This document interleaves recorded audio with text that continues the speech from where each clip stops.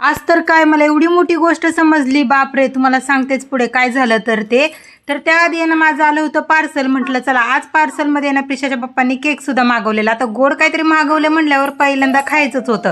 इकडं तर मस्त इकडे केक आहे ना आम्ही दोघी माई लेकीने खाल्लं होतं आणि प्रिशाचे पप्पा देखील कामावरून आले होते. पटक्याने त्यांच्यासाठी कॉफी बनवली आणि आम्ही रेडी झालो कारण की हॉस्पिटलसाठी. आज एवढं डेंजर काय घडणार होतं एवढं काय मला वाटलंच नव्हतं. तर काय झालं ते तुम्हाला सांगतेच. पण पाऊस इतका चालू होता ना, पटक्याने आम्ही छत्री घेऊनच निघालो. पण जाता जाता 20 ते 25 मिनिटं आम्हाला चालायलाच लागले. त्यानंतर फायनली बस भेटली. बसमध्ये बसल्यावर प्रिशा कुठेही गेल्यावर मैत्री करणार नाही असं कधीच होणार नाही.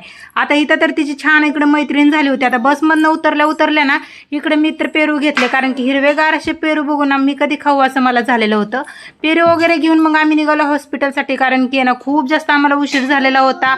आणि तिथेच आम्हाला सीझन मॉल, ॲमेनोरा मॉल हे सुद्धा दिसले, पण आम्ही ते बाहेरूनच बघितलं कारण की एवढा वेळच नव्हता जाण्यासाठी. आता पुण्यातलं ट्रॅफिक म्हणजे तुम्हाला माहिती आहे किती जोरात असतो म्हणून.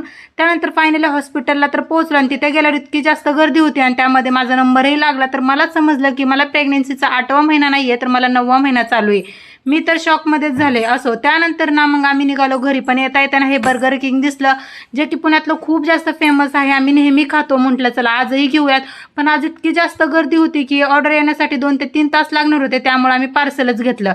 पार्सल घेऊन ना मग आम्ही घरी आलो. घरी आल्या प्रिशाला फ्रेंच फ्राईज दिला आणि त्यानंतर मस्त गरमागरम असं बर्गर उघडला आणि मी घेतलं खायला. परत माहीत नाही कधी भेटेल तर नाही. चला मग व्हिडिओ आवडला असेल तर लाईक आणि शेअर करा, सोबत सबस्क्राईब करा.